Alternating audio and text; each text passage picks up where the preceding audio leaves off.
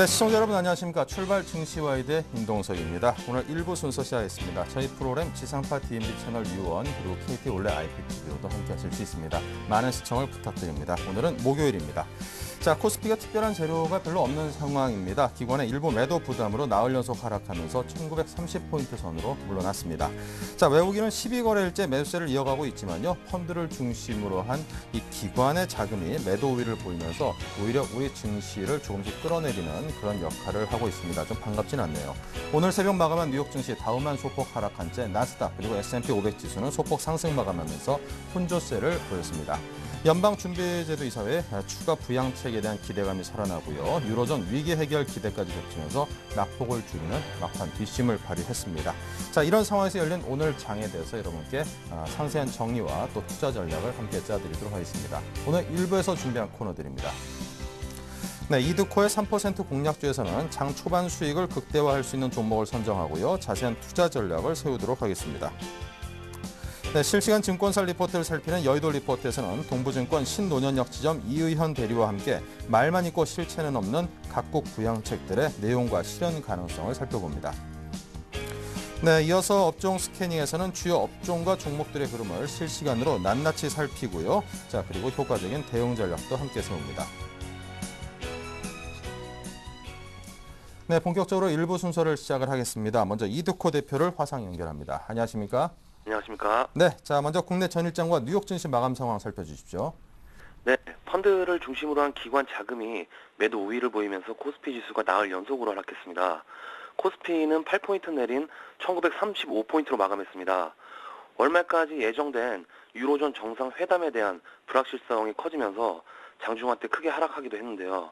올 들어 외국인과 프로그램 순매수세가 강하게 유입이 되면서 낙폭을 축소했습니다. 외국인은 12거래일 연속으로 매수세를 이어갔습니다. 업종별로는 전기가스, 통신업 등 경기 방어업종이 강세를 나타냈습니다. 특히 KT와 SK텔레콤이 이동통신 재판매 사업 진출에 따른 추가 수익 기대감으로 동반 상승세를 기록했습니다. 이 밖에도 현대차, 기아차, SK이노베이션 등이 소폭으로 상승 마감했습니다. 반면 건설업, 증권, 철강, 금속 등 경기 민감 업종들은 약세를 보였는데요. 의료정밀 업종이 전날보다 2%가량 내리면서 가장 큰 낙폭을 보였습니다. 삼성전자는 외국인과 기관의 순매도세에 1.4% 정도 하락했고 고려아연이 금 가격 상승 소식에 2.5% 상승했습니다. 코스닥 지수는 9거래일 연속으로 상승세를 이어가며 492포인트를 마감했습니다. 오후 한때 수급 주체들이 사자와 팔자를 오가며 갈팡질팡하는 모습을 보이기도 했는데요. 490포인트 선은 지켜냈습니다. 테마주로는 문재인 후보 관련주인 우리들 생명과학과 우리들 제약 등이 상한가를 기록했고요. 세일가스 관련주인 SH화학도 상한가를 기록했습니다. 코스피 외국인 순매수 종목입니다. LG디스플레이, KT, 기아차, LG전자, 현대차 등이 있고요. 코스닥 순매수 종목에는 셀트리온, 컴투스, SM, 성광밴드, 오스템 임플란트 등이 있습니다. 코스피 기관 순매수 종목입니다. 코덱스 인버스, NHN, SK텔레콤, 아시아나항공, GS 등이 있고요. 코스닥 기관 순매수 종목에는 CJENM, 파라다이스, SM, 셀트리온, 게임빌 등이 있습니다. 간밤에 뉴욕 증시는 혼조세로 마감했습니다. 유럽 재정위기 해소 기대가 떨어지면서 장 초반 약세를 나타냈지만 FED의 추가 부양책 기대로 낙폭을 만회했습니다. FOMC 의사록에 따르면 많은 의원들이 3차 양적 완화에 대한 논의를 한 것으로 나타나는데요. 의사록에 쓰인 많은 위헌이라는 표현이 3차 양적 완화가 곧 있을 수 있다라는 뜻으로 풀이가 됐습니다. 다우지수가 30포인트 하락하며 13,172포인트를 기록했고요.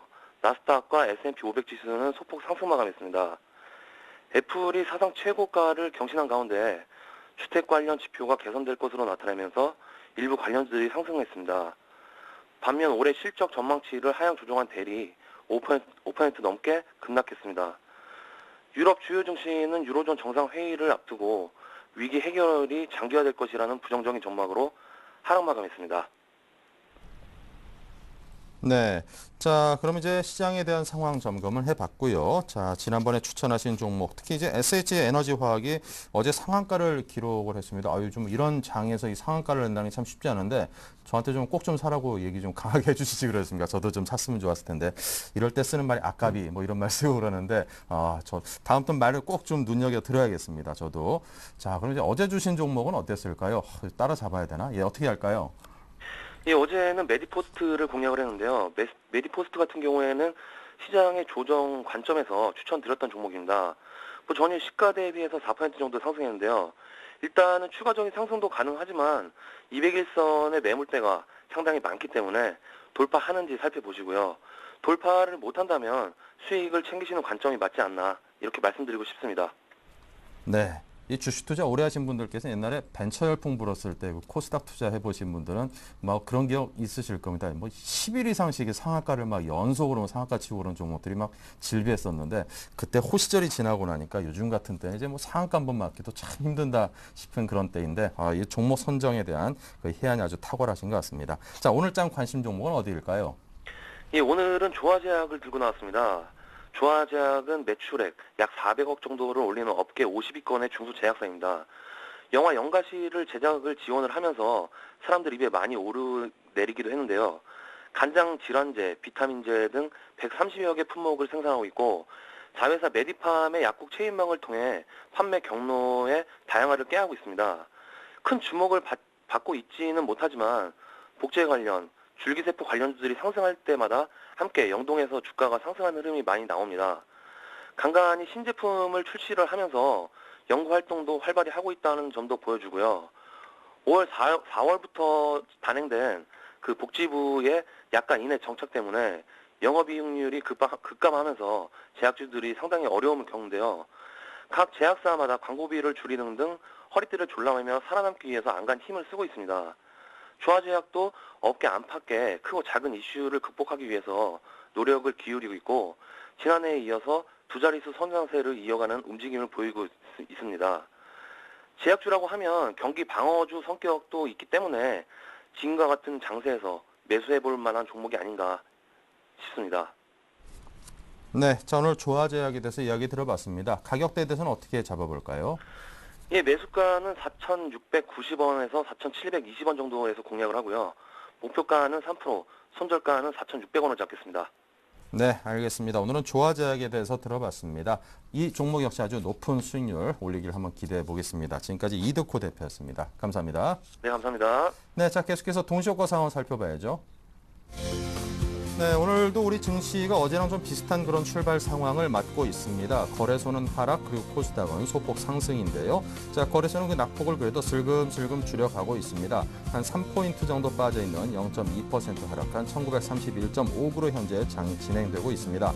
자, 코스닥은 493.68포인트, 0.79포인트가 상승해 있는데요. 0.16% 상승, 양시장의 하락과 상승폭이 비슷합니다. 자, 삼성전자가 오늘도 역시 0.79%가 하락을 했고요. 포스코, 기아차, 현대모비스, LG화학 등등 대부분의 종목들이 하락을 하고 있습니다. 현대차만이 0.4%, 삼성생명, 신한지주, 그리고 한국전력이 1% 가까운 상승을 보여주고 있습니다. 하지만 대부분의 시가총액 상위 종목들이 하락세를 보이고 있고요. 조금 아래쪽으로 내려가니까 그나마 우리 증시를 떠받치고 있는 상승 종목들이 꽤나 많이 있습니다.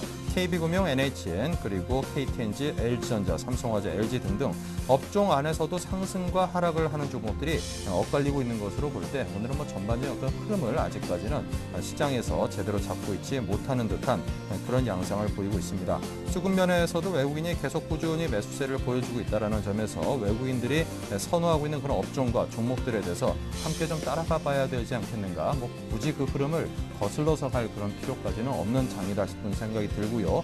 기관들이 요즘 슬금슬금 우리 장을 좀 끌어내리는 역할을 하고 있다는 점에서 기관과 외국인의 매수, 매매 동향을 여러분께서 잘 체크하셔가지고 그 업종과 종목을 선정하시는 데 있어서 참고하시면 도움이 될 것 같습니다. 오늘 유통업종들도 괜찮네요. 롯데쇼핑도 지금 현재 0.3% 상승을 일궈내고 있습니다. 자, 지금 거래소가 0.05% 소폭입니다. 이제 강보합으로 돌아서면서 빨간색으로 바뀌었습니다. 자, 코스닥은 계속해서 상승의 흐름을 놓치지 않고 있는데요. 자, 지금 셀트리온과 다음 그리고 파라다이스, 젠백스, CJ E&M 등등 1%가 넘는 그런 상승을 보이고 있는 종목들이 꽤나 많습니다. CJ E&M 역시 1.12% 상승하고 있고요. 소폭 하락하고 있는 종목들은 CJ 오쇼핑 그리고 서울 반도체, 안랩, 동서, 포스코 ICT 등등 하락하고 있습니다만 동서를 빼고는 그 하락폭은 다행스럽게 크진 않습니다. 오늘 양시장 모두 소폭이나마 상승세로 출발을 하면서 우리 투자자들의 마음을 조금 안정시키면서 출발하는 모습 보이고 있습니다.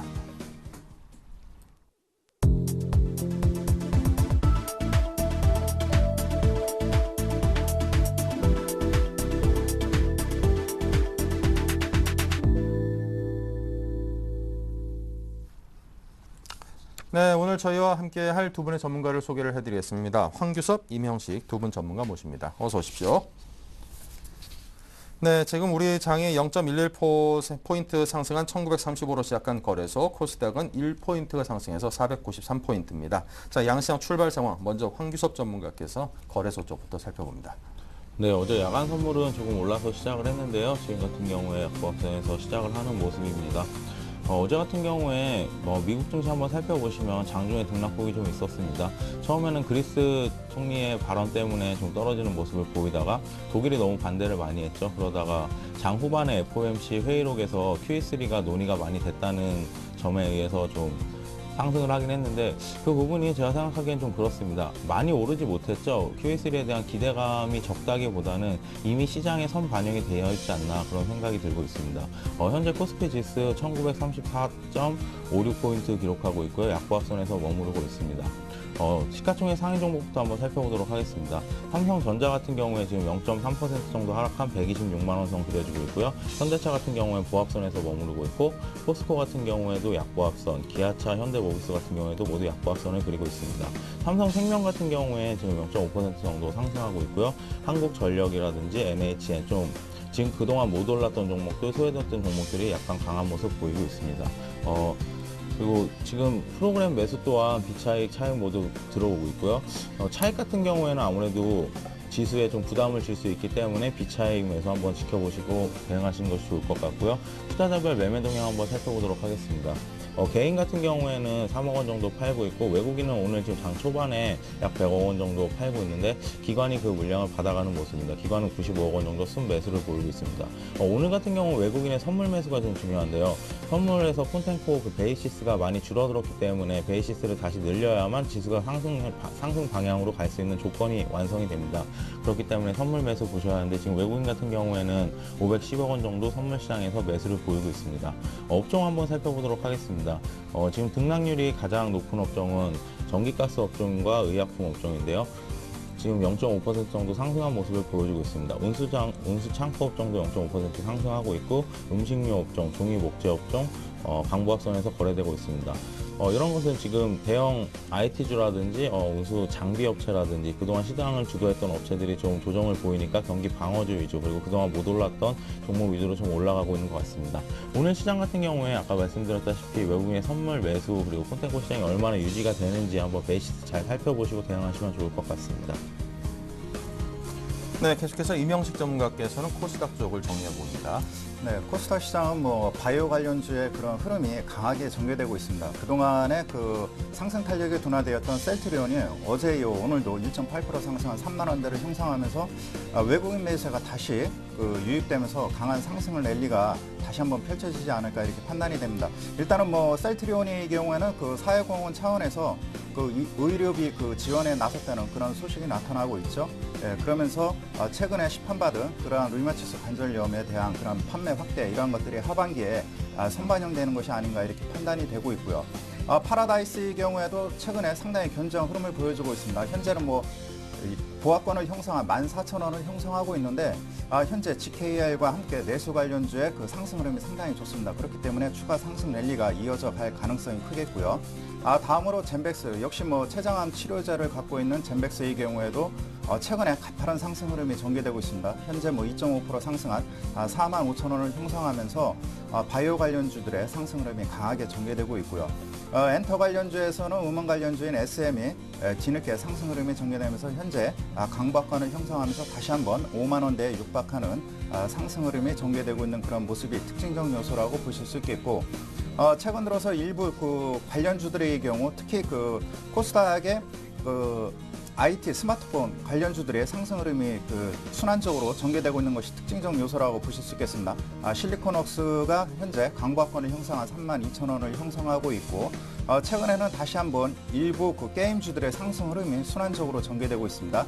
게임 비율이 금일은 1% 상승한 92,000원을 형성하면서 다시 한번 견조한 상승 흐름이 전개되고 있고, 그 IT 관련주의 부품주들의 그 순환, 그 다음에 그 일부 그 바이오 관련주의 상승 랠리 지속, 그 다음에 내수 관련주인 일부 그 게임 업체라든가 이쪽 관련주로 순환 상승이 전개되고 있는 것이 그 특징적 요소라고 할 수가 있겠습니다.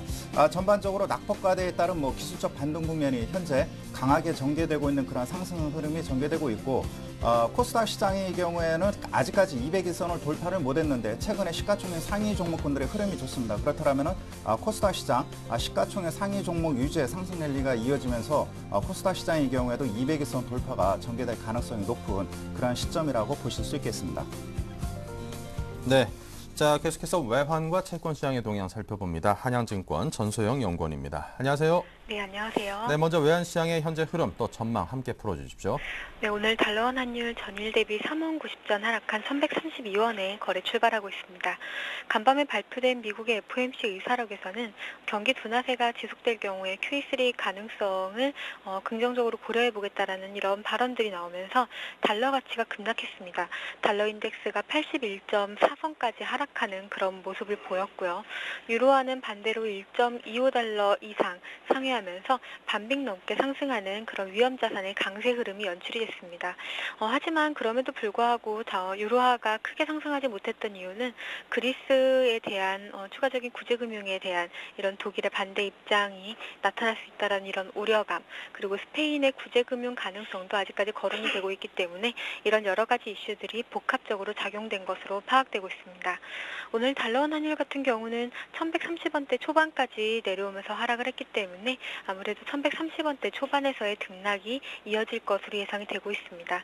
아무래도 추가적인 낙폭을 키울 수는 있겠습니다만은 증시의 흐름이 최근 들어서 많이 둔화가 되고 있고 유로존의 우려가 부각되는 등 악재가 아직까지는 남아있다라는 이런 점들이 환율의 지지 요소로 작용할 것으로 보입니다. 또한 이제 유로원 같은 크로스 환율 같은 경우도 유로화의 변동성이 심화됨에 따라서 쇼커버 가능성이 나타나기 때문에 크로스 환율에 대해서도 조금 주시할 필요가 있어 보입니다. 오늘 이제 환율은 아무래도 한 4원 가까이 하락을 했기 때문에 1130원대 초반에서 제한적인 흐름이 나타날 가능성이 높아 보입니다. 네. 자, 외환 시장에서 채권 시장의 흐름과 또 전망은 어떻습니까? 네, 채권 시장 오늘 다소 큰 폭의 강세를 보이고 있습니다. 국채 선물 전일 대비 15틱 상승한 105.94에 거래 출발하고 있는데요. 아무래도 이제 미국의 추가적인 양적 완화 가능성은 우리나라 증시와 채권 시장에서도 긍정적인 유동성 유입으로 영향을 미칠 것이기 때문에 이런 부분들을 호재로 반영하는 것으로 파악이 되고 있습니다. 이 밖에도 다음 주에 있을 월말 지표를 대기하는 모습들도 보이고요. 최근 들어 직영부에서 우리나라 수출 둔화에 대해서 상당한 우려를 표하면서 경제지표 둔화에 대한 이런 이슈들도 채권 시장에는 우호적으로 작용하고 있습니다. 아무래도 다음 달 13일 있을 금통위까지는 단기적인 호재에 조금 더 민감한 모습이 나타나지 않을까라는 그런 예상을 해볼 수가 있겠고요. 하지만 어제 외국인이 6천억 원 이상의 현물 순매도를 나타냈기 때문에 이런 수급적인 부분들도 단기적으로는 확인할 필요가 있어 보입니다. 오늘 같은 경우는 이제 105.90선에서의 거래가 출발하고 있는데 20일 이평에서의 기술적으로 막히는 모습이 나올지 아니면 뚫어내는 그런 강한 흐름이 나올지 그 관전 포인트로 보시면 좋을 것 같습니다. 네, 자 지금까지 전소영 연구원과 함께한 외환과 채권 시장의 정리였습니다. 감사합니다. 네, 감사합니다. 네, 다음은 여의도 리포트의 김보람 아나운서입니다. 네, 안녕하세요. 여의도 리포트 김보람입니다. 간밤 FOMC 의사록이 공개됐습니다. QE3에 방점을 두고 있는 것으로 나타났는데요. 각 증권사들은 그 영향력을 어떻게 판단하고 있는지 증권사 리포트로 확인합니다. 먼저 동양증권입니다. 120일 이평선 지지가 중요한 이유에 대해 설명하고요. 우리투자증권은 실적과 수급을 겸비한 중소형주 선별 작업이 필요하다고 보고 있습니다. 신한금융투자는 외국계 자금의 이탈 지금은 아니라고 판단하고 있고요. 하나대투증권은 기업 이익 전망에 대해 분석해봅니다. 마지막으로 동부증권은 커져가는 정책 기대감과 실체 없는 현실 사이에 대해서 분석해봅니다. 이 가운데 동양증권부터 살펴보겠습니다. 코스피 60일, 120일 이평선이 역배열된 가운데 120일 이평선을 돌파해 상승 추세로 진행될 수 있는 여건이 마련됐습니다.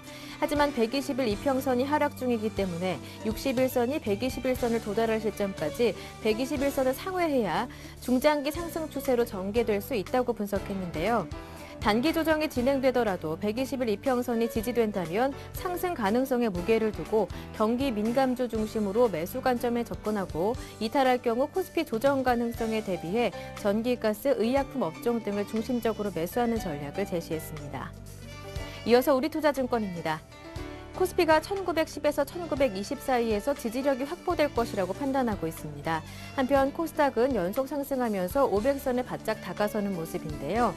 단기적으로 연속 상승에 대한 부담이 커질 수 있는 시점이지만 펀더멘털 측면에서 상대적인 턴어라운드가 가시화되고 있어 당분간 코스닥 시장과 중소형주가 대안주로서의 역할을 지속할 것으로 판단했습니다. 그 가운데서도 외국인과 기관의 매매 패턴을 고려한 옥석 가리기가 필요한데요. 우리투자증권은 실적 수급 겸비한 성광밴드, 태광, 파트론, 미래나노텍, 인탑스를 추천했습니다. 계속해서 신한금융투자입니다. 외국인의 매수 지속과 스페인 국채 수익률 안정을 바탕으로 이번 상승세가 올해 1월 장세와 유사한 흐름일 것이라고 판단했습니다. 외국인의 매수가 지속되고 있기 때문에 최근 조정을 원활한 매물 소화 과정으로 해석했는데요. 또한 ECB가 약속했던 정책을 제시할 가능성이 높고 미국 재정 절벽 이슈까지는 시간이 남아있기 때문에 의외의 변수가 아니라면 외국인의 급격한 이탈 가능성도 적다고 판단했습니다. 다음은 하나대투증권입니다. 미국의 이익 수정 비율은 주택 경기 회복과 동반해 바닥을 탈피하고 있지만 한국의 이익 수정 전망은 아직 바닥을 확인하는 국면입니다. 한국 전체적으로 섹터별 이익 전망 하향 조정이 아직 마무리되는 국면에 접어들었다고 판단하기는 이르기 때문에 이익 전망치가 상향 조정되고 외국인 수급이 안정적인 기업에 관심을 둘 것을 조언했는데요. 3분기 이익 전망이 상향 조정되는 업종과 기업, 안정적인 외국인 수급이 뒷받침되는 기업으로 삼성전자, 현대차, SK이노베이션을 꼽았습니다. 네, 마지막 동부증권 리포트 내용은 신논현역 지점 이의현 대리통에 자세하게 들어보겠습니다. 안녕하세요. 네, 안녕하세요. 네, FOMC 의사록 공개됐는데요. 9월 QE3 가능성 어떻게 보고 계십니까? 네, 최근에 이제 코스피 지수가 1950선에서 이제 조정을 받고 있는데요. 지수를 200포인트 가까이 끌어올린 것도 전주에 말씀드렸듯이 정책 기대감이다. 그 외 기업의 실적 등 추가 상승 모멘텀은 강하지 않았습니다. 이번 주 유럽 정상들의 릴레이 회담 등이 정해져 있고 이런 거를 확인하려는 심리가 높아진 것에 따른 조정이라고 볼 수 있는데요. 구체적으로 이번 주, 다음 주 움직임이 굉장히 중요합니다. 일단 어저께 조금 하락세로 인해서 불안해진 베이시스나 줄어든 프로그램 및 외국인 매수세, 그리고 연일 지속되는 기관의 매물 등 주변 상황이 녹록치 않은 상황인데요. 지난주 1조 5,600억 순매수를 기록했던 외국인들은 이번 주 들어서 22일까지 4,800억 매수에 그쳤다는 점만 보더라도 시장의 관망세는 구체화된 정책이 나오기 전까지는 지속될 가능성이 높습니다. 이 가운데 제일 중요한 게 이제 QE3인데요. 전일 7월 FOMC 회의록이 공개되었는데요. 3차 양적 완화 가능성이 언급된 것은 시장의 기대감을 다시금 키우는 계기가 될 것으로 보입니다. 덕분에 전일 다우지수는 이를 호재 삼아 유럽 시장의 하락으로 약세이던 낙폭을 만회하면서 보합권 근처에서 마감했습니다. 하지만 여기에서 주목해야 될 것은 QE3는 새로운 상승 동력이 아니라는 점인데요.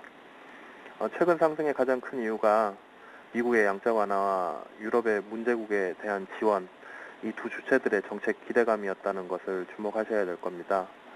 회의록에 나온 것은 구체적인 시행이 아니라 또다시 기대감을 살린 것에 불과하기 때문에 막연한 기대감은 경계하셔야 될 것입니다. 이제 문제는 9월에 3차 양적 완화를 실제로 시행하느냐인 것인데요. 근본 회의록을 통해 가능성이 높아진 것은 분명해 보이나 전주에 말씀드렸듯이 12월 시행 가능성이 개인적으로 높았던 것에서 50대 50% 정도 키 맞추기 한 것 그 이상이나 그 이하도 아니라고 봅니다. 개인적으로 우선 11월 대선 문제가 있고요. 예상보다 양호한 경제지표가 확인되면서 QE3 조기 시행 명분은 상당히 후퇴했다는 생각에는 변함없습니다. 하지만 아직 3주 정도 기간이 남아있기 때문에 전주와 같이 그전까지 가장 중요한 것은 경제지표가 될 것이고요. 안 좋게 나올수록 9월 양적 완화 가능성은 커진다고 보시면 될 것입니다. 특히 월말 잭슨홀 연설에서 방향이 80% 이상 정해질 것으로 보이고요. 그렇다면 월말까지 남은 지표는 더욱 중요할 것으로 보입니다.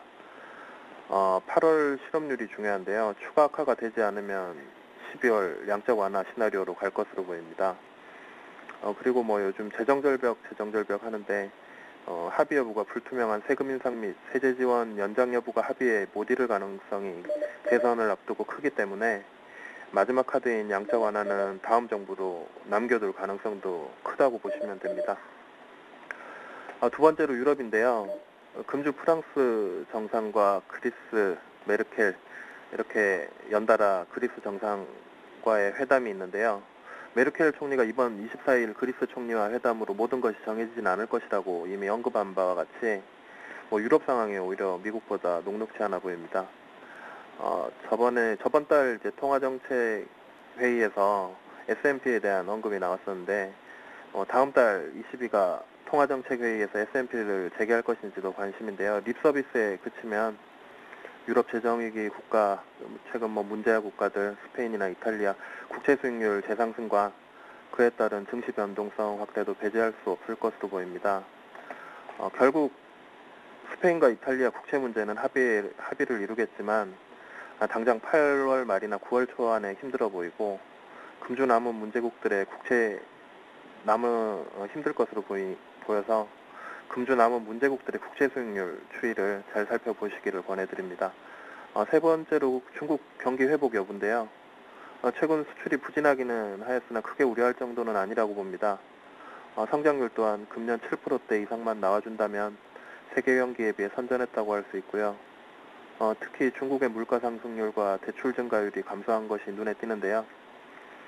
1년 전에 6%를 넘던 물가 상승률이 최근 1.8%까지 떨어졌고 대출 증가율은 지난 분기 6.5%에서 6%대로 둔화돼서 추가 금리 인하 등 양적 완화 여지를 넓혀 놓았고 중산층의 증가로 인한 소비 증가의 탄탄함이나 조금씩 살아나고 있는 부동산 시장, 마지막으로 미국처럼 정권 교체를 앞두고 추가 경기 부양 조치를 취할 가능성이 커지는 상황을 종합해 봤을 때 중국 문제는 비교적 긍정적으로 생각됩니다.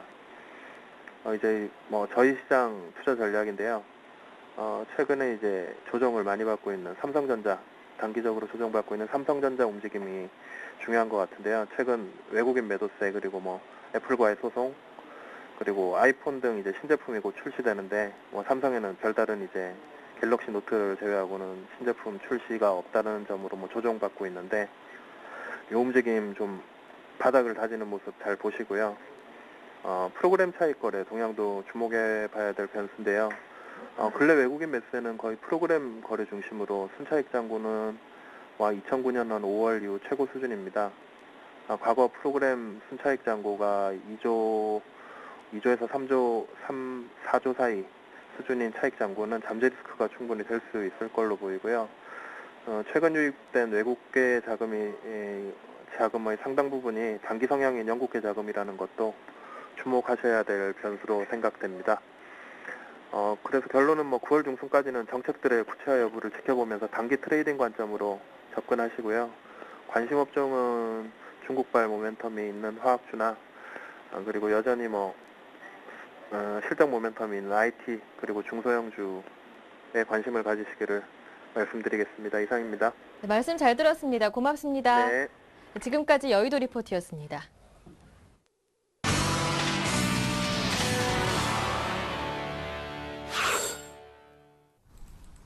네, 계속해서 최병곤 샘플러스 전문위원을 연결해 봅니다. 안녕하십니까? 네, 안녕하세요. 네, 먼저 현재 장에 대한 진단을 내려주십시오. 예, 일단은 시장이 오늘도 조정을 좀 받고 있는데요. 어제도 밑꼬리를 좀 달고 시장이 막판에 가서 낙폭을 많이 축소를 시켰습니다. 그래서 시장에 대한 반전 에너지가 강하다라고 생각을 하시기가 쉬운데, 사실 이 시장이라는 게 추세가 한 번에 보통 갑작스럽게 변하기는 좀 어려운 면이 분명히 있습니다. 요번에 7월 말에 저점 찍고 올라온 시점에서는 시장이 분명히 그렇게 좀 갑작스러운 뒤집는 현상이 나오긴 했지만은, 일반적으로는 추세가 보통 이제 어느 정도 올라가게 되면은 서서히 바뀌는 형태로 진행을 하게 되고요. 지금 같은 기준으로 말씀드리자면은 이제까지 그동안 흐름이 강했기 때문에 조정 구간으로 진입을 할 수 있거나 좀 하락을 할 수 있는 시점인데, 그것이 한 번에 그냥 갑자기 폭락으로 나오는 경우가 잘 없고요. 또 만약에 그렇게 나온다면은 그 다음날 기존의 매수 에너지가 강했기 때문에 급반전이 나와버리는 경우가 많습니다. 그렇지만은 지금 시장은 그런 형태를 띠는 것이 아니라 주가가 좀 내려가면은 장중에 빨리 매수가 들어오면서 또 밑꼬리를 달거나 반전 시도가 나오고, 그러면서 상당히 좀 하방으로 강한 모습을 자꾸 보여주거든요. 근데 그러면서 조금씩 시장이 약해지는 흐름을 타게 되고, 그러다가 시간이 더 지나면은 나중에는 주가가 흘러내리는 형태로 계속해서 약세를 좀 더 타는 구조로 진행을 하게 됩니다. 그래서 지금으로서는 어쨌든 시장의 전반적인 흐름이 조금씩 더 약해지고 있는 구조라고 생각을 하고 있고요. 이러하기 때문에 아직까지는 저가 매수를 조금 더 천천히 접근을 하셔도 될 것 같습니다. 특히 거래소 대형주에 대해서는 더더욱 그렇습니다. 대신에 이제 좀 더 강한 하락이 나온다면은 1900선 전후나 그 다음에 1900선을 살짝 깰 때 그때 저가 매수를 시도하셔서 공략 포인트를 잡아가시는 게 좋을 듯하고, 요즘은 사실 지수가 움직인다는 것 뿐이지 종목들은 큰 변화가 없는 경우가 많거나 거래 자체가 별로 안 되는 경우가 많습니다. 그래서 개인들이 수익을 내기가 상당히 어려운 구조에 놓여 있는데요. 그렇기 때문에 거래소 종목을 공략할 때도 그냥 단순 종목만을 공략하는 것보다는 그 지수 자체를 위주로 해서 공략하는 형태로 코덱스 레버러지라든지 이런 ETF 상품을 활용하시는 게 좋을 듯 합니다. 그래서 1900선 이하로 떨어지면은 종목보다는 ETF 쪽에 관심을 좀 가져주시는 게 좋겠고요. 코스닥 시장 같은 경우는 지금 변동성이 많이 안 나오고는 있습니다만은 그래도 어쨌든 줄기세포 관련주라든지 또 최근 들어서 부각받고 있는 그 경제민주화 관련 테마 종목군이라든지 또 그 인터넷이나 게임 업종이라든지 이런 쪽에 매수 에너지가 그래도 좀 많이 들어오는 편이니까 이런 종목 쪽으로 포커스를 맞춰서 공략하시면은 좋은 대응이 되실 것으로 그렇게 판단하고 있습니다. 네, 자 그렇다면 포트폴리오 흐름에 대해서도 짚어주십시오. 예, 포트폴리오는 사실 어제 큰 변화는 없었는데요. 대신에 이제 어제는 신규 편입을 하나 했습니다. 그저께 주식을 팔았던 종목인데요. 사실은 2,700원에 매도를 했던 한국전자인증을 재공략을 했습니다. 사실 이틀 동안 주가가 아침에 갭 상승을 크게 한 다음부터 계속 쭉 밀렸기 때문에 오히려 이제 단기 낙폭이 크기 때문에 반전 포인트가 좀 잡힐 수 있다라고 판단을 했고요. 그렇기 때문에 어제는 오히려 주가가 낙폭이 커졌던 타이밍에서 저가 매수를 시도할 수 있다라고 생각했습니다. 그래서 매수를 2,380원에 거래를 했고요. 이 종목 같은 경우는 지금 이평선들이 수렴이 되고 있습니다. 그렇기 때문에 시세를 단기간에 분출할 수 있는 기대감이 분명히 있고요. 또 최근 들어서 이제 그 스마트폰 보급이 계속 늘어나면서 모바일 거래가 계속 증가를 하고 있습니다. 그래서 어느 때보다도 이제 그 인증 부분에서의 중요성이 더 강조되고 있는 상황인데, 이 회사가 지금 현재 국내 시장의 인증 부분에 대해서 상당한 비중을 차지하고 있다는 것을 생각하면은 한 번쯤은 시세가 나와서 수혜를 받고 올라갈 가능성이 있지 않겠나 이렇게 판단을 하고 있습니다. 목표가는 2,800원 정도 보고 있고요. 손절가는 2,200원 정도 보고 있습니다. 그래서 지금 현재 보유 종목인 N게임이나 유진기업, 멜파스, 삼성에너지는 그대로 보유 중에 있고요. 한국전자인증은 고점 매도 이후에 다시 저점에서 재매수했음을 말씀드리고 지금도 공략이 가능하다는까지 같이 말씀을 좀 드리도록 하겠습니다. 네. 자, 지금까지 최병호 셀플러스 전문위원과 현재 장에 대한 진단과 포트폴리오 점검 함께 봤습니다. 감사합니다. 네.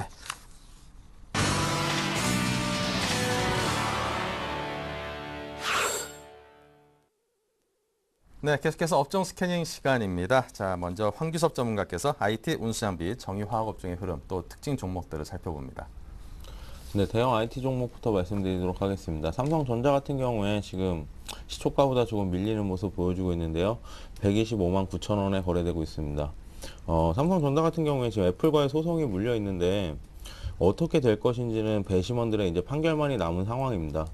우리나라에 그렇게 좋게 나올 것 같, 우리 입장에서야 삼성전자한테 좋게 나오길 바라지만, 그렇다고만은 볼 수 없기 때문에 이제는 좀 개별 이슈도 좀 중요해지지 않았나.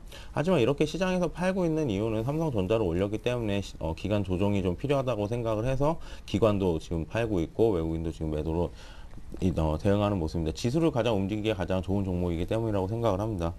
그리고 삼성전자에서 이건 좀 삼성전자 개별 이슈라기보다 삼성전자와 관련된 모든 디스플레이 업체들의 좀 관련이 있는 소식이 들어왔는데요. 어떤 것이냐면 지금까지 삼성전자는 갤럭시 폰이 지금 프리미엄급 스마트폰이었습니다. 그 갤럭시 폰에는 지금까지 디스플레이 방식을 AMOLED, 그러니까 유기발광 다이오드 그 시스템을 썼는데 그게 지금 너무 수율이 안 나온다고 합니다. 특히나 이제 핸드폰들이 4인치를 넘어가고 이제 5인치로 넘어가고 이렇게 할수록 수율이 너무 안 나오기 때문에 그 부분들을 지금 LCD로 전환을 한다고 합니다. 그렇게 되면 지금 A3 공장이라든지 예전부터 이슈가 되었던 그 신공장에 대한 개선 투자 부분들이 내년 그리고 아예 무기한 연기가 될 수 있기 때문에 부품주들 한번 살펴보시고 삼성전자에서 어떻게 이제 앞으로 애플과의 그 수율 문제를 맞추기 위해서 어떻게 대응하나 한번 잘 살펴보시고 대응하시는 것이 좋을 것 같습니다. SK 하이닉스 같은 경우에도 지금 0.4% 정도 밀린 22,700원에 거래가 되고 있고요. SK 하이닉스 같은 경우에 뭐 바닥에서 좀 올라오는 모습을 보여주긴 하였지만 뭐 삼성전자나 LG전자 뭐 요즘 좋은 LG 이노텍 뭐 이런 것들과 달리 좀 실적에 대한 부분이나 뭐 특별한 모멘텀이 없기 때문에 단지 그냥 기술적 반등에서 머물렀다고 보시면 될 것 같고 밀린다면 21선 근처 이 22,000원선까지 밀릴 수 있기 때문에 추가 하락 대비해서 대응하시는 것이 좋을 것 같습니다. LG전자 같은 경우에 요즘 강한 모습 보여주고 있는데요. 뭐 이슈로야 뭐 지금 뭐 옵티머스 2라든지 지금 LTE 폰이 판매가 좀 증가되고 있다 이런 이슈가 많긴 하지만 기업의 실적 자체가 아직 잘 나오고 있지는 않습니다. 3분기 때 기대를 하고 있는 것 뿐이지 뭐 아직까지 확인된 것은 없기 때문에 이것도 역시 마찬가지로 5일선 타고 지금 21선 타고 올라가는 모습 보여주고 있는데 장기 이평선들이 아직까지는 기울기가 내려가고 있는 상황이기 때문에 장기 이평선들 기울기 회복하는 시점 보시고 확실히 바닥 다진 거 보시고 올라갈 때 대응하셔도 나쁘지 않을 것 같습니다. 현재는 0.3% 정도 하락한 65,500원 정도 그려주고 있습니다. 삼성전기 같은 경우에 뭐 삼성전자 하락폭과 마찬가지로 지금 등락을 거듭하고 있는데요. 저점을 조금 높여간다, 저점을 조금씩 높여간다는 것은 좀 긍정적으로 볼 수 있겠습니다. LG 디스플레이 같은 경우에 저번 주에도 말씀드렸다시피 오늘도 지금 0.3% 정도 강보합선에서 거래가 되고 있는데 신규 고객사, 기존 고객사인 애플사에서 지금 많이 LG 디스플레이의 그 온셀 방식을 많이 도입을 하고 있기 때문에 디스플레이 방식에 대해서 지금 LG 디스플레이가 수혜를 받을 것이라고 생각을 해서 지금 올라가고 있는 모습 보여주고 있습니다. 삼성 SDI 같은 경우에는 지금 0.6% 정도 가장 큰 하락폭을 좀 보이고 있는데 그래도 뭐 지금까지 견조하게 흐름 이어왔기 때문에 지금 뭐 상승하려는 응집력을 좀 키우고 있는 모습을 보입니다. 삼성 테크인 같은 경우 뭐 실적 발표 나왔고 앞으로 계속 좋을 거다라는 실적이 나왔긴 했지만 지금 차익 실현 물량으로 좀 밀리는 모습 보여주고 있고요. LG 이노텍 같은 경우에도 LG 디스플레이나 LG전자와 마찬가지로 고객사인 애플사의 신규 핸드폰이라든지 그리고 LG전자의 핸드폰도 다 부품을 공급하고 있기 때문에 지금 대형 IT 종목 중에서 가장 강한 모습 보여주고 있습니다. 자동차 한번 살펴보도록 하겠습니다. 현대차인데요.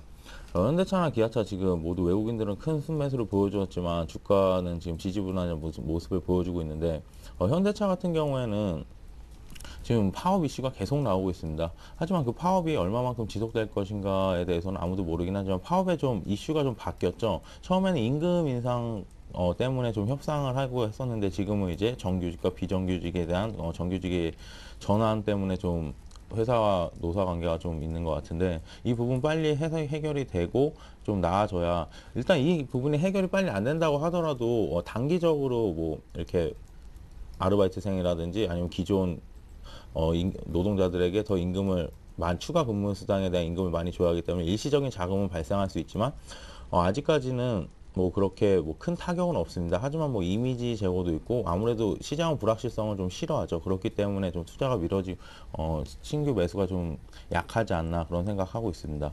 기아차 같은 경우에는 지금 약보합선에서 77,900원 선 78,000원 선 이렇게 그려주고 있는데 계속 지지부진하죠. 외국인 매수 보면 이거 뭐 8만 원 뚫고 예전 고점 가도 이상하지 않을 정도인데 마찬가지 이유로 기관에서도 계속 차익 실현 물량 내놓고 있고요. IT와 마찬가지죠. 지금 기존에 올라왔던 기관이 보유하고 있던 물량도 지금 계속 쏟아내면서 외국인들이 받아가긴 하지만 끝까지 끌어올리지는 못하는 모습 보여주고 있습니다. 그리고 K3에 대한 기대감이 많았는데 이번에 K3 발표와 맞물려서 삼성에서도 뉴 SM3 같은 준준형 계열이죠. 내놓기 때문에 아무래도 경쟁사와의 또 경쟁도 한번 살펴보셔야 될 것 같습니다. 현대모비스 같은 경우 오늘 좀 큰 폭의 낙폭을 보여주고 있는데요. 2.2% 정도 하락한 308,500원에 거래가 되고 있습니다. 뭐 신공장 얘기도 나오고 뭐 수출 잘 되고 있다. 터키에 신공장도 짓고 앞으로 계속 발전할 거다 이런 얘기 많이 나오고 있지만 아무래도 기간 조정으로 좀 보입니다. 5일선과 20일선에 이격이 많이 벌어졌기 때문에 아무래도 20일선 오면 30만 5천원 선, 이 선 한번 터치하고 다시 올라갈 것이라고 생각을 하고 있습니다.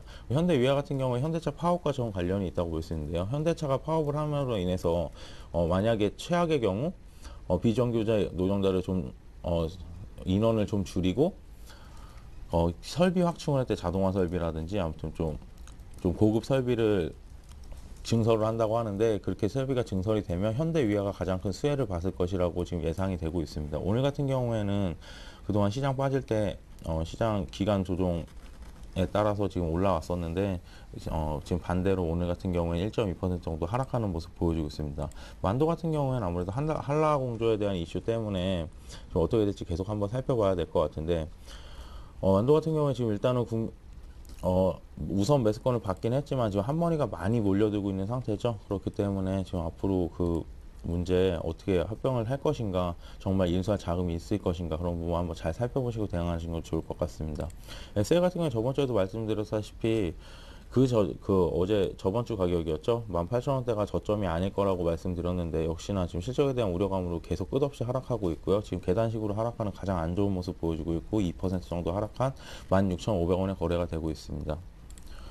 조선업종 잠깐 살펴보고 넘어가도록 하겠습니다. 조선업종 같은 경우에 지금 뭐 삼성중공업 같은 경우에만 좀 오르고 있는데요. 삼성중공업 같은 경우에 드릴십이죠. 지금 신부가가치선, 고부가가치선이라고 할 수 있는 이 삼성중공업이 지금 가장 강한 모습 보여주고 있고요.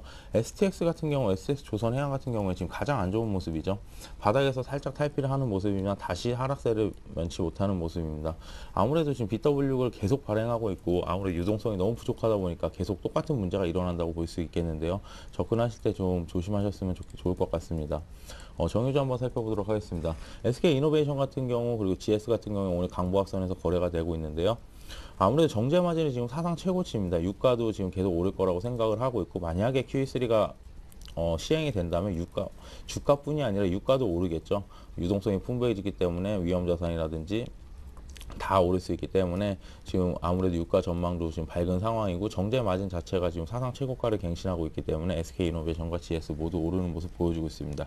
S51 같은 경우에 오늘 좀 약세를 보이고 있고요. 호남소유 같은 경우에 합병 마무리되는 모습 보면서 한번 대응하시는 것이 좋을 것 같고 하나케미칼 같은 경우에 오늘 보합선 그려주고 있지만 아무래도 경영 정상화보다는 대주주에 대한 리스크가 크겠죠. 대주주 부재에 대한 경영 리스크 한번 생각해 보시고 대응하시는 것이 좋을 것 같습니다. 네, 자 다음은 이명식 전문가의 철강, 기계, 금융, 건설 등의 정리입니다. 네. 그 철강업종을 비롯해서 강하게 낙폭과대에 따른 기술적 반등이 전개되었던 그 종목군들이 현재 눌림목 진행이 전개되고 있습니다. 특히 전일 철강업종들의 경우 이틀 연속 큰 폭의 하락 국면이 전개됐는데 하락이 전개된 배경 요인은 그렇습니다. 최근 원재재 가격 하락으로 인해서 특히 포스코의 경우에는 원가 절감으로 인해서 영업이익이 상당히 개선됐습니다. 그러나 이로 인해서 한 개의 마진 그 한계 그 원가 수준까지 내몰렸던 그 중국 업체들의 그 생명력이 연장됨으로 인해서 공급 과잉 문제가 지연되고 있습니다. 이러한 그 영향들로 인해서 현재 그 철강 업종들이 그 조정을 받고 있는 그런 양상이라고 보실 수 있겠습니다. 그러나 다행히 그 최근 들어서 뭐 포스코의 경우에는 외국인 매수세가 유입되고 있기 때문에 적어도 뭐 37만 원대 전후에서 한 번쯤 어느 정도 그 가격 조정이 마무리되지 않을까 이렇게 판단이 됩니다. 철강 업종의 경우는 다시 한번 중국발 변수로 인해서 기간 조정이 길어질 가능성이 크고요. 반면에 그 고려아연이 틈새 시장 속에서 강한 상승 흐름이 전개되고 있습니다. 일부 그 비철금속 관련주들의 경우 금값 상승으로 인해서 동반 상승 랠리가 그 전개되고 있는데 고려아연의 경우에는 9월 이후부터 성수기에 진입하고 있기 때문에 그에 따른 일단 그 매출 증가, 영업이익 개선 이러한 것들이 현재 반영되고 있다라고 보실 수 있겠습니다. 전반적으로 뭐 한 그 43만 원, 44만 원을 향한 단계적인 상승 흐름이 전개되지 않을까 이렇게 판단이 되고요. 다음에 그 풍산이죠. 풍산의 경우에도 금일 그 눌림목 조정 이후 반등 국면이 전개되고 있는데 그 하반기 역시 뭐 영업 환경이 개선될 것으로 예상되기 때문에 고려 아연과 함께 동행성을 보이면서 점진적 흐름이 전개될 가능성이 크다라고 보실 수 있겠습니다. 다음은 그 기계 업종입니다. 두산중공업의 경우에도 역시 그 200일선 돌파 이후 눌림목 조정이 전개되고 있는데 금일 소식에 의하면은 뭐 두산중공업의 경우 국내에서 2013년 내년부터 2017년까지 원전 10기를 그 건설하려고 했는데 이 부분이 지연될 가능성이 크고 최악의 경우에는 뭐 취소될 가능성도 있는데 원전 비중이 한 20%이고요. 최근에 그 복합 화력 발전에 대한 그러한 그 추세가 전개되고 있는데 이쪽 그 복합 화력 발전을 비롯한 그 화학 발전 비중이 50%이기 때문에 어느 정도 리스크는 큰 상황은 아니라고 보실 수 있겠습니다. 그렇기 때문에 완만한 흐름이 전개될 가능성이 크다라고 보실 수 있겠고 금일 같은 경우에는 뭐 코스닥 시장에 거래되고 있는 BHI가 역시 플랜트 수주 호황으로 인해서 3분기, 4분기 계속해서 견조한 영업 환경이 전개될 것으로 보여집니다. 현재 뭐 정고점을 돌파하기 위한 그런 그 과정에 놓여 있고 실적도 탄탄하기 때문에 신고가 경신이 전개되지 않을까 이렇게 판단이 됩니다. 주봉 차트를 보면은 뭐 한 단계 더 레벨업 상승할 수 있는 그런 과정에 놓여 있다라고 보실 수 있겠습니다. 전반적으로 일부 그 중소형 관련주의 경우에도 실적이 뒷받침된 그런 그 관련 종목 위주로 현재 다시 한번 상승 랠리가 이어지고 있는 것이 특징적 요소라고 보실 수 있겠고 다음은 금융 섹터를 한번 살펴보도록 하겠습니다. 금융 섹터의 경우 역시 그 부진한 그런 모습을 보여주고 있는데 외국인들이 그 최근 들어서 비차익 쪽으로 매수세가 강하게 유입되고 있습니다. 특히 그 외국인들의 경우는 KB금융을 집중적으로 매수하고 있는 그러한 모습을 보여주고 있고 외환은행의 경우에도 최근에 상당히 견조한 상승 흐름이 전개되고 있는데 외환은행의 경우에도 외국인 매수세가 견조하게 유입되고 있는 것이 특징적 요소라고 보실 수 있겠습니다. 증권업종을 살펴보도록 하겠습니다. 증권업종의 경우에는 현대증권의 흐름이 상당히 견조한데 그 미국의 그 해치펀드 업체와 함께 업무 제휴에 들어갔다는 소식과 함께 최근 들어서 뭐 수급이 상당히 양호한 그런 모습을 보여주고 있습니다. 일단 뭐 200일선에 저항을 받고 눌림목 조정을 보여주고 있는데 다시 한번 어느 정도 그 기간 조정 이후 상승 랠리가 이어지지 않을까 이렇게 판단이 되고요. 다음으로는 그 보험업종입니다. 삼성생명을 비롯한 그 역시 경기 방어주 성격으로 비차익 매수가 강하게 유입되고 있는 것 같습니다. 외국인들의 경우 뭐 삼성생명, 그 다음에 대한생명 쪽으로 매수가 꾸준히 유입되고 있고 반면에 그 기관들의 경우에는 현대해상 쪽으로 매기가 유입되고 있는 그러한 모습을 보여주고 있습니다. 현재 그 현대해상을 비롯한 일부 보험주의 경우 뒤늦게 경기 방어주로서 일단 메리트가 발생하고 있는 그런 상황이라고 보실 수 있겠습니다. 다음은 그 건설 섹터를 한번 살펴보도록 하겠습니다. 여전히 그 건설 섹터에서는 뭐 대우건설이 상당히 견조한 그 흐름이 전개되고 있는 것이 특징적 요소라고 보실 수 있겠습니다. 200일선을 돌파했기 때문에 역시 숨고르기 그런 안정적인 상승 랠리가 이어지지 않을까 이렇게 판단이 되고요. 건설 섹터의 경우에는 좀 더 기다리면서 중기적 관점에서 대응해 나가는 것이 필요한 상황이라고 판단이 되고요. 유통 섹터를 살펴보면은 그 금일 특징적 요소로서는 GS 리테일이 강한 상승 랠리가 전개되고 있죠.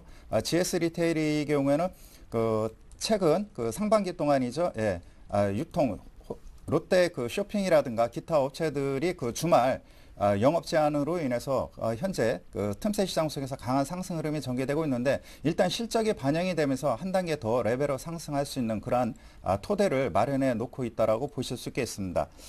다음으로는 그 CJ 옵션평인데요. 최근 들어서 유통 섹터의 그 저가 매수가 강하게 유입되면서 상당히 큰 그 상승 랠리가 이어지고 있습니다. 아무래도 최근에 그 바닥에서 큰 폭의 상승 흐름이 전개되었던 제약업종 섹터와 상당히 유사한 그런 흐름이 전개되고 있다라고 보실 수 있겠습니다. 즉 최악의 업황 상황이 반영된 이후 영업 규제, 정부 리스크 규제가 풀리면서 다시 한번 저가 매수세가 기관들 쪽으로 유입되고 있는 것이 특징적 요소라고 보실 수 있겠고, 하이마트의 경우에는 그 롯데쇼핑과의 합병, 이로 인해서 시너지 효과가 기대된다는 소식이 전개되고 있죠. 이로 인해서 기관 매수세와 함께 단기적으로 한 6만 5천 원대가 저항 라인대인데 이 가격을 돌파하기 위한 그런 흐름이 전개될 수 있는 그런 과정에 놓여 있다라고 보실 수 있겠습니다.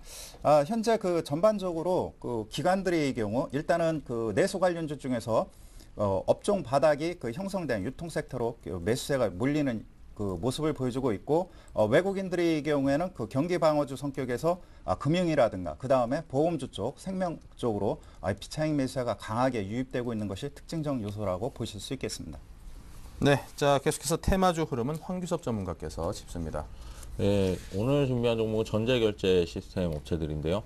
지금 전자결제 시스템 업체들 보면 요즘 시장 대응이 참 강한 모습 많이 보여주고 있습니다. 다나 같은 경우에 오늘 1% 정도 상승한 7,550원, 그리고 한국사이버결제 같은 경우 오늘 많이 강한 모습인데요. 지금 8%에 근접한 상승률을 보이고 있습니다. 지금까지 가장 좋았던 건 KG 이니시스였는데, KG 이니시스 같은 경우 지금 오늘은 좀 약간 조정을 보이고 있지만 아직까지 그래도 흐름은 살아있는 모습 보여주고 있습니다. 다나 같은 경우에는 휴대폰 결제 시장의 강자고, KG 이니시스 같은 경우에는 카드 결제 그리고 인터넷 밴업체라고 볼 수 있는데요. 아무래도 전자결제 시장 같은 경우에는 우리나라에 아무리 큰일이 생긴다고 해도 이 시장은 커질 수밖에 없겠죠. 커질 수밖에 없기 때문에 이렇게 이제 와서 좀 주목을 받고 좀 대안주로서 좀 상승 랠리를 펼치고 있는 모습입니다. 그리고 좀 살펴볼 종목 인포뱅크 종목인데요. 인포뱅크 같은 경우는 2% 정도 상승한 7,730원에서 거래가 되고 있는데, 요새 다들 아시다시피 서바이벌 프로그램들이 너무 오디션 프로그램들이죠. 오디션 프로그램들이 많이 유행을 하고 있는데, 오디션 프로그램들에 보면은 자신이 좋아하는 가수들에게 이렇게 문자 투표를 하고 이렇게 쌍방향 문자 서비스라고 하는데, 그것을 지금 인포뱅크에서 거의 다 담당하고 있다고 보셔도 무방합니다. 그렇고 이번에 또 CJENM에서 케이블 방송이긴 하지만 슈퍼스타 K4를 지금 발표를 하고 있는데, 그 부분에서도 지금 인포뱅크가 많이 수혜를 볼 것이라고 생각을 하고 있고, 아직도 지금 늦은 가격은 아니라고 생각을 합니다. 7,500원 선에서 7,700원 선, 지금 가격도 무리 없다고 생각을 하고요. 접근해 보셔도 무방할 것 같습니다. 네, 자 이명수 전문가께서는 테마주를 어떻게 보십니까? 예, 테마주 설정하기가 상당히 그 어렵습니다. 왜냐하면은 그 지금 뭐 코스닥의 테마주를 그 리드하고 있는 것이 그 바이오 섹터입니다. 현재 그 고령화 이쪽에 관련된 그 펀드가 형성이 됐다고 하는데, 지난번에 그 제약업종에 뒤를 이어 코스닥 시장의 경우에는 지금도 뭐 무차별적인 그 상승 흐름이 전개되고 있고, 아무래도 그 한 달 정도의 상승 랠리가 이어졌기 때문에 상당히 부담스러운 그런 상황이라고 보실 수 있겠습니다. 반면에 코스닥 시장 안정적으로 대응할 수 있는 게 아무래도 이쪽 IT 부품 섹터인데, 스마트폰이라든가 일부 터치 쪽으로 그 한정된 그런 그 순환 상승 랠리가 이어지고 있는 그런 상황이라고 보실 수 있겠습니다. 그렇기 때문에 그 장 시작 초반 서두에 말씀드렸다시피 그 코스닥 시장이 그 상승하기 위해서는 업종 대표주 쪽에 상승 흐름이 전개되어야 될 텐데, 그렇다면은 뭐 시가총액 상위 종목으로 일단 포커스로 맞추는 것이 필요하지 않겠나 이렇게 판단이 됩니다. 그렇기 때문에 현재 그 특정 테마 섹터를 공략하기보다도 시가총액 상위 종목인 뭐 셀트리온이라든가 최근에 CJ ENM 쪽으로도 기관 매수에 수급이 개선되고 있는 그러한 모습을 보여주고 있습니다. 그렇기 때문에 투자자 여러분께서는 시가총액 상위 종목군으로 상승 탄력은 둔화되지만 이쪽으로 포커스를 대응하고 시장을 대비하는 것이 필요하다라고 판단이 됩니다. 네, 자 이렇게 해서 테마주까지 짚어봤고요. 계속해서 애널리스트가 말해주는 오늘장 출발 전략 살핍니다. 현대증권 투자컨설팅센터의 배성영 수석연구원입니다. 안녕하십니까? 네, 안녕하세요. 네, 오늘 관심 업종의 흐름 짚어주시고 투자 전략도 제시해 주십시오. 예, 전체적으로 시장이 다수 조정 국면에 들어서면서 역시 이전에 조정 국면에 강했던 업종들이 다시 재강세를 보이고 있습니다. 역시 이제 바이오와 화장품 그리고 게임주들이 그 대표적인 섹터가 될 수가 있겠고요. 역시 그러한 섹터 내에서 일부 종목들이 사상 최고가 흐름을 보이면서 계속해서 시세를 주도하고 있는 상황입니다. 역시 시장이 단기적으로 이제 조정 국면에 들어서면서 중소형주 쪽으로도 일단 매기가 다소 이전되는 그런 흐름을 보이고 있는 상황이고요. 전체적인 측면에서는 역시 이제 지수보다는 개별 종목별 대응이 상당히 좀 중요한 시기가 될 것으로 보고 있습니다.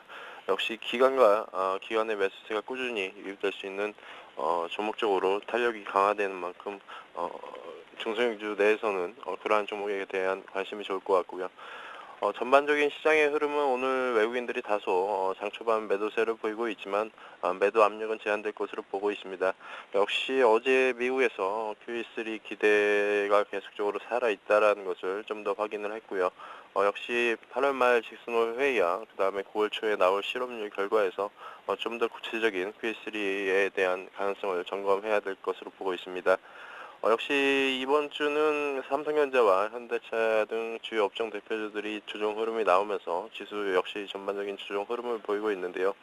삼성전자의 소송 리스크는 주가에 어느 정도 상당 부분 반영되었기 때문에 추가적인 하락폭은 제한될 것으로 보고 있습니다. 따라서 전체적인 측면에서도 역시 조정 시의 그런 업종 대표주에 대한 저가 매수 전략은 좋을 것으로 보고 있고요. 단기적인 측면에서는 아까 말씀드린 대로 일부 테마주와 그리고 실적이 수반되고 있는 개별 종목에 대한 관심이 좋을 것으로 보고 있습니다.